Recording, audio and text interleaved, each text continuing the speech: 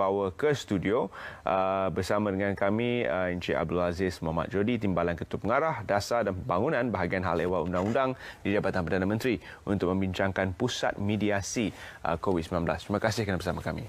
Sama-sama. Sedikit mukadimah mungkin kepada apa yang dimaksudkan dengan Pusat Mediasi atau Mediation Centre. Okey, terlebih dahulu bagi pihak Bahagian Hal Ehwal Undang-Undang Jabatan Perdana Menteri, kami merakamkan penghargaan atas peluang yang diberikan untuk kami bersama-sama dengan Selamat Pagi Malaysia pada rancangan pada pagi ini.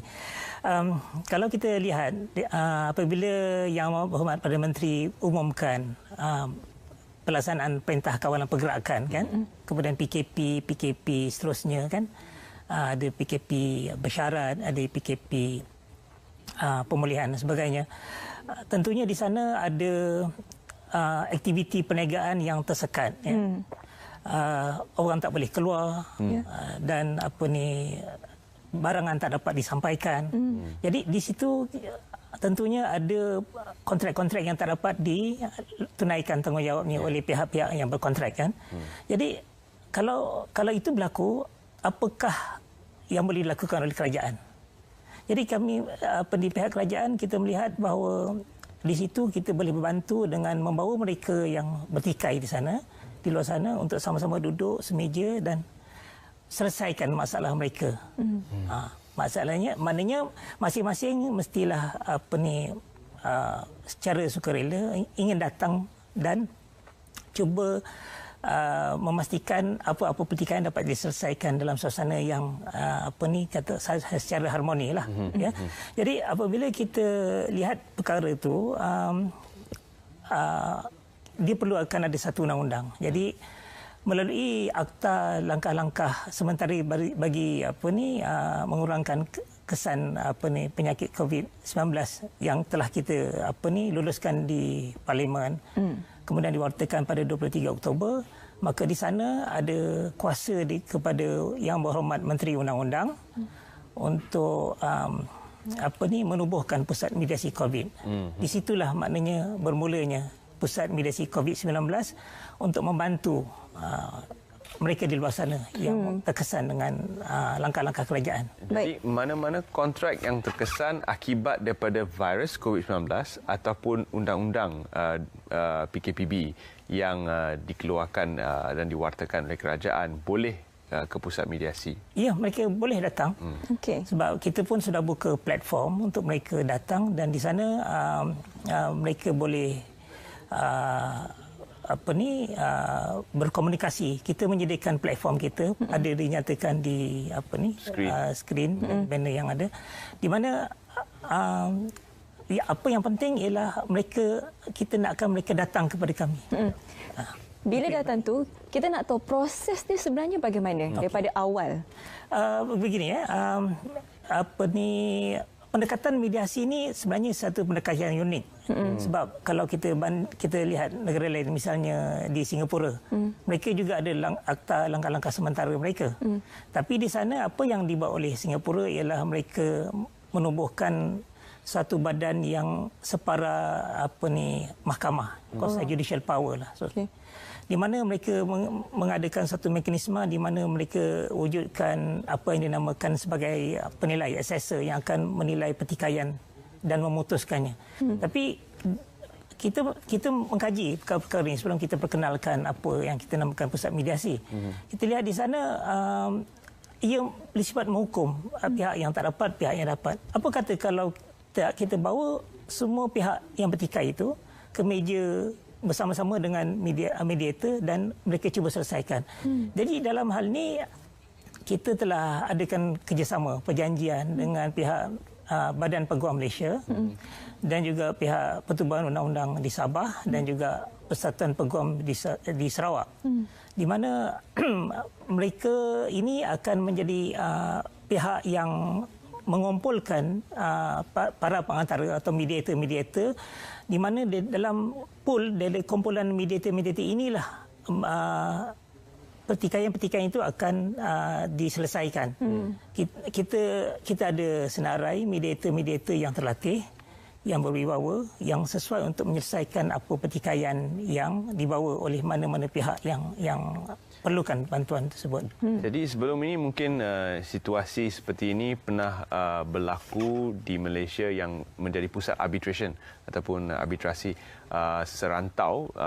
Ini untuk pertikaian antarabangsa. Tetapi untuk pusat mediasi ini dia lebih bersifat domestik ke? Ya, domestik.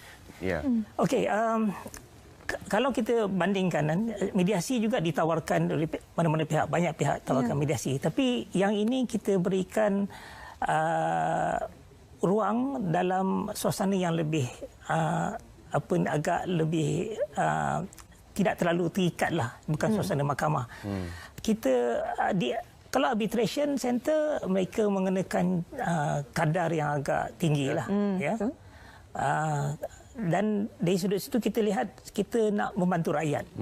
Tujuan kita satu je, untuk membantu rakyat. Jadi dalam hal ni apa yang kita pentingkan ialah kita tidak kenakan langsung apa-apa fee permohonan. Wow. Charge yang kita kenakan untuk satu sesi cuma 2,000 saja. Dan apa yang menarik, kita ada subsidi untuk golongan-golongan yang P40, M40 dan juga perusahaan kecil dan sederhana. Maknanya dekat situ bukan setakat individu, tapi juga syarikat, perniagaan, mereka yang entiti yang berdaftar lah, sama ada di bawah SSM dan sebagainya. Juga koperasi. Dalam pada kita bercakap mengenai hal ini, jadi siapa sebenarnya yang boleh mendapatkan perkhidmatan mediasi ini? Okey, macam saya sebut tadi kan, ini bersifat domestik. Kita nakkan apa-apa pertikaian tu ialah pertikaian melibatkan apa-apa kontrak yang ditentangan dan yang dijalankan di Malaysia. Kita tak menampunglah misalnya kalau pembekalan yang datang daripada luar negara untuk ke Malaysia. Tapi kami menekankan bagi perkara-perkara pertikaian yang berlangsung di Malaysia, yang dikuasakan di Malaysia. Jadi dalam hal ini kita buka kepada individu dan juga kita buka kepada syarikat dan juga kita buka kepada perniagaan, enterprise pun boleh mendapat manfaat. Tapi kena ada kontrak. Kena ada kontrak yang telah ditandatangan. Dan dia ada syarat-syarat yang kita tetapkan, tapi dalam kategori-kategori yang kita nyatakan itu, benda tu insya-Allah kita cuba bantu. Ya. Dan seterusnya, apakah kuasa ataupun bidang kuasa seorang mediator? Kita tahu bidang kuasa hakim, kita tahu bidang kuasa arbitration center yang lebih bersifat antarabangsa. Namun untuk mediator ni mungkin kita tidak tahu siapakah mediator dan apakah bidang kuasanya di bawah undang-undang. Okey, kita ada Akta Perantaraan, Mediation Act yang berkuasa di Malaysia kan. Mediator ni merupakan orang tengah lah, sebagai facilitator untuk membantu dua pihak yang bertikai untuk mencapai kata sepakat. Ada A, B, C, D. D tak dapat dilaksanakan. Macam mana kita boleh mencari alternatif kepada D yang tak dapat dilaksanakan misalnya. Jadi sebagai orang tengah, mereka tidak berpihak. Mediasi ini berlaku dalam suasana yang agak tertutup. Maknanya dia tidak terbuka kepada mana-mana pihak untuk melihat apa macam mana pertikaian dapat diselesaikan.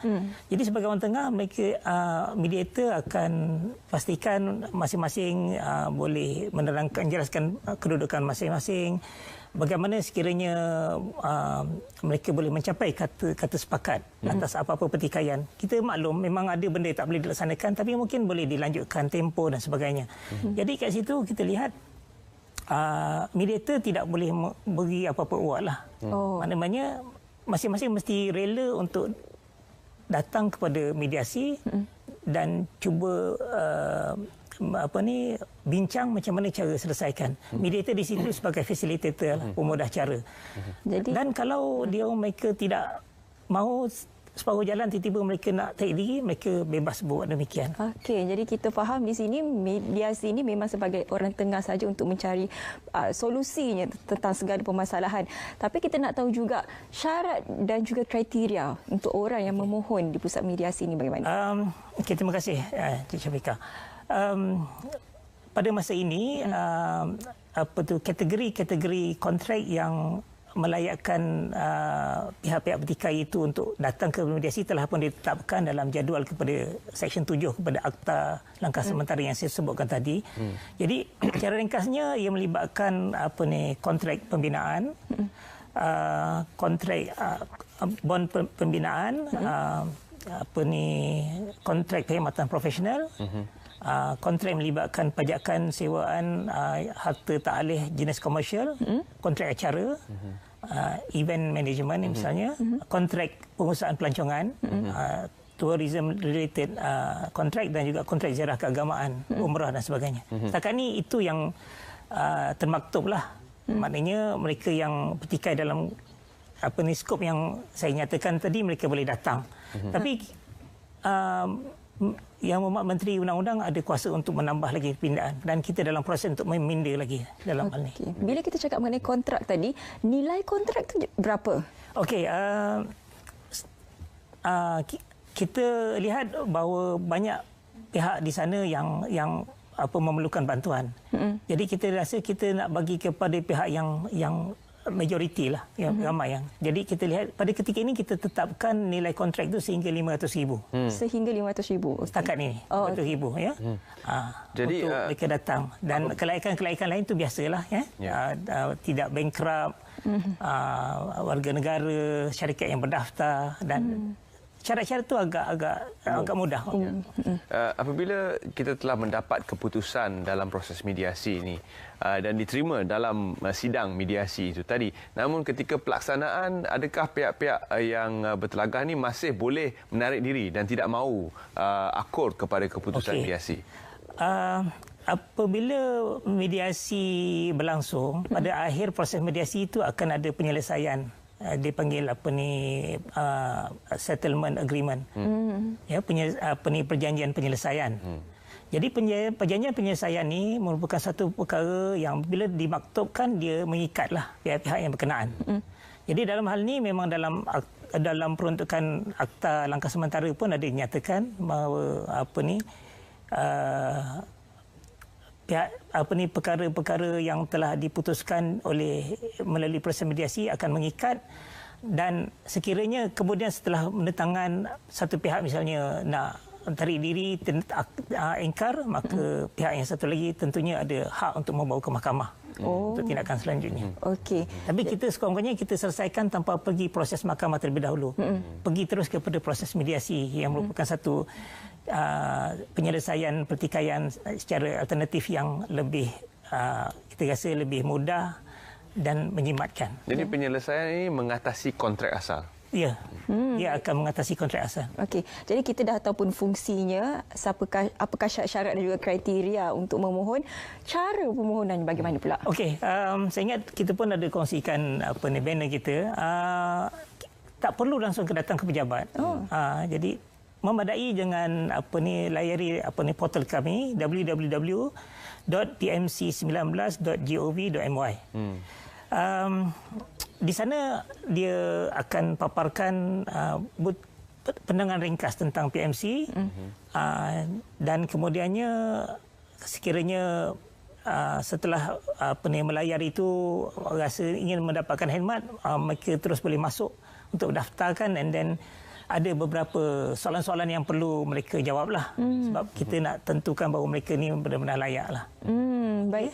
Mungkin Tuan Abdul Aziz ada sedikit pesanan kepada mereka yang di luar sana. Sesiapa yang ada masalah tu jangan risau, boleh datang ke pusat mediasi ini ataupun daftar terus.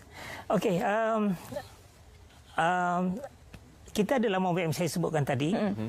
Kalau untuk berhubung melalui telefon juga, kita pun ada jelaskan nombor telefonnya. 8872 7070 ya. 8872 7070. Pusat mediasi ini berbentuk sementara sebab dia dalam Akta Langkah Sementara. Jadi sementara pusat mediasi ini masih terhidang untuk dinikmati oleh rakyat Malaysia di luar sana, rebutlah peluang ini sebab ia bersifat sementara. InsyaAllah dalam 1 tahun kalau kita tak ada keperluan untuk kita melanjutkan, maka kita akan tamat pada akhir tahun hadapan. Jadi datanglah kepada pusat mediasi COVID-19. Jadi ini satu lagi langkah kerajaan untuk membantu pihak-pihak yang terkesan sama ada oleh virus ini ataupun oleh undang-undang PKPB yang berkuat kuasa yang membantutkan mereka mencapai kontrak-kontrak yang telah pun ditandatangani secara sebelum COVID-19. Ya, jika anda mempunyai sebarang masalah berkaitan dengan kontrak ataupun apa jua seperti mana telah pun diberitahu tadi, jangan rasa buntu, terus saja menghubungi Pusat Mediasi COVID-19. Apapun kita nak ucapkan terima kasih kepada Encik Abdul Aziz kerana sudi bersama dengan kita hari ini untuk berkongsi mengenai fungsi dan juga bagaimana sebenarnya cara untuk anda memohon Pusat Mediasi COVID-19.